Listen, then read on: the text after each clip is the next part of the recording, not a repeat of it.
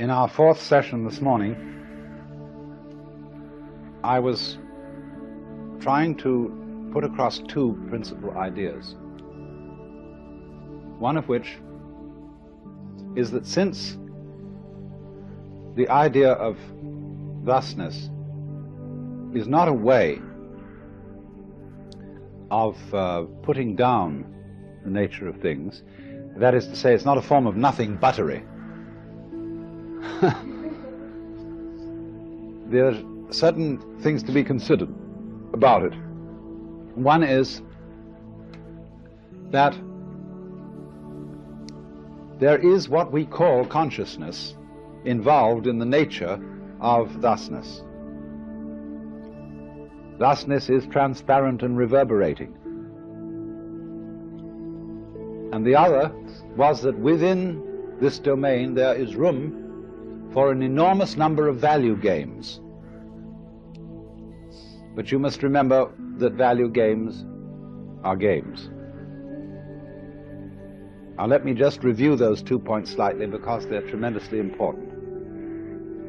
First of all, we've got into the habit of thinking of the world as a physical continuum, which is not really a continuum, which is divided into the inert things and the earth things, into the conscious and the unconscious, the living and the dead, the organic and the inorganic. And the mythology of the 19th century was to make it a case that everything was really inorganic, you see? And that consciousness is something actually purely mineral and metallic, only it's so complicated and so it's got all kinds of liquid and gooey things in it, but they're basically minerals and they're basically machinery, and it's all like that, you see. And I say the objection to that point of view is simply that it's a way of looking down your nose at things. In fact, it's an objection. The objection to it is that it's an objection. We won't go into such embarrassing questions as who objects, but the thing is that it's when you construe the whole universe in an objectionable way, the person who does this is really saying, I want to be miserable. Now, you're perfectly entitled to be miserable. Or I want to be realistic and miserable in that sense. And that's perfectly okay if that's the way you want to be. But he has absolutely no right whatsoever to say that his point of view is more valid than ours when we say the opposite. That actually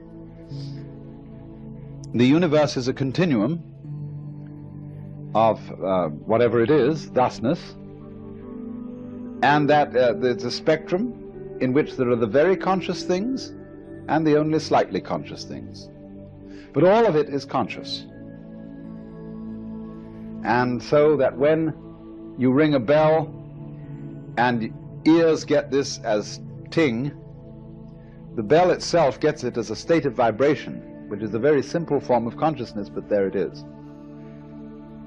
So you don't have to explain, you don't have to invent a ghastly problem, which is, how did anything conscious ever get into this mechanism? It's a simpler thing that it always was there. Everything is conscious, but conscious in very many differing degrees. I don't really know whether that's a simpler explanation than another. I mean, somebody could, I suppose, scratch their heads a while and say, how do you get from one degree to another? See, they want to know how you get from the unconscious rock to the conscious living being. And I say that's no problem. They're just different degrees of the same thing. Well, he says, how do you get from one degree to another? And has he recreated all over again the same problem we started with? Maybe he has. But if he has, you can see a new line on the thing. that this man's function is to create problems, is to make interesting difficulties. He's like a person who makes up the puzzle, the crossword puzzle every day for the newspaper. There's a man just setting difficulties for you. And you love to get over them, or else it doesn't interest you because you are playing the game, my game's more interesting than yours.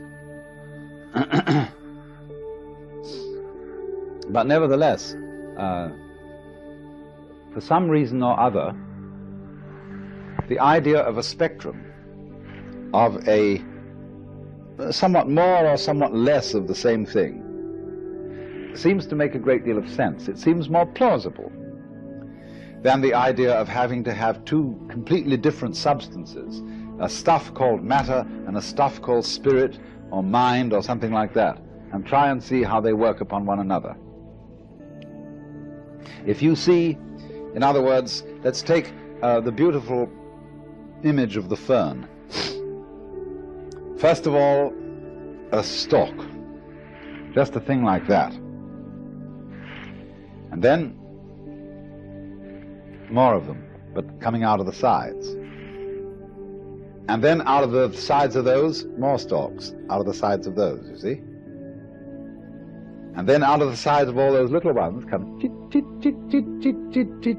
little ones still, see? And you say, well, look at that, it's getting very spiky, isn't it? Full of spines. And then gradually, right on the edge of the spines, the more go until they're all going like this way, more and more and more and more, until it becomes soft and hairy, see? And suddenly you've got what you'd call a vegetable. If you look at the watch, some people have extremely tick-tock watches. That is to say, they just have the hours marked with spots. There are even more simple watches than that. I've seen watches that simply have 4 spots on them, 12 and 6, 9 and 3. But on the other extreme, you can buy very expensive watches that have stopwatches on them, and things that tell you the date, and tachometers, and all kinds of involved things, and this watch's calibrations that will be getting more and more and more complicated all the way around. It begins to look like a flower. You see, it begins to look, what started out looking like a kind of a metallic object ends up looking like a vegetable, or some kind of wonderful, growing, alive thing. Beyond some mysterious point of complexity, it seems to become alive. So this is what I mean by the spectrum of the various, just let's say, games that are going on. The very, very firm at one end, and at the other end, all kinds of complicated mechanical, metric motions, rhythmic motions, that are so difficult to reduce to anything so simple as charm. We say they're alive. Whereas the things at the other end that are very, very simple like that, you see, we say they are relatively inert. But whether you say that the inert is merely less alive, or whether you say that the alive is merely the maximum complexity of the inert, all depends on whether you want to say yes to the world or whether you want to say no. So it is, as it were, a yes saying that makes everything seem alive, a no saying that makes everything seem dead.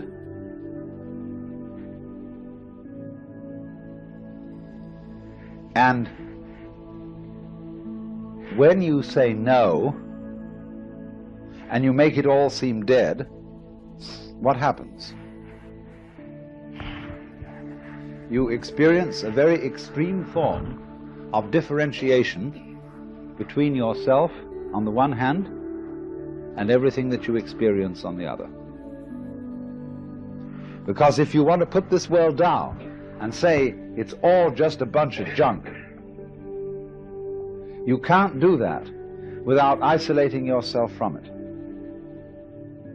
You've got to stand aside and be a completely independent observer, because if you say, therefore I too am just a lot of junk,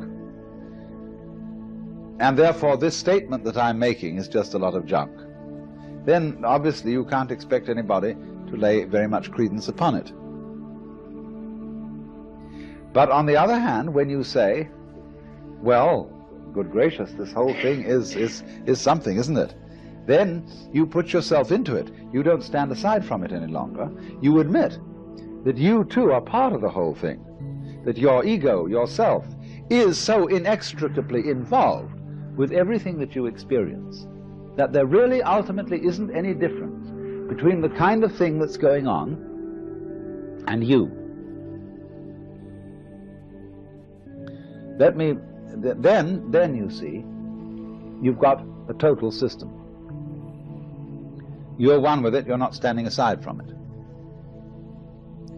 But to make that clear, I just have to go into something that is puzzling for us, whose thinking is based on sentence structure, and of a kind of grammar that has subject, verb, and predicate, and a kind of mythology wherein we think of consciousness and being aware by analogy with photography and with mirrors reflecting images.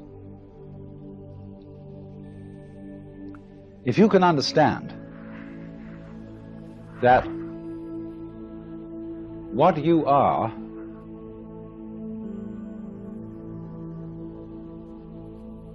is everything that you know,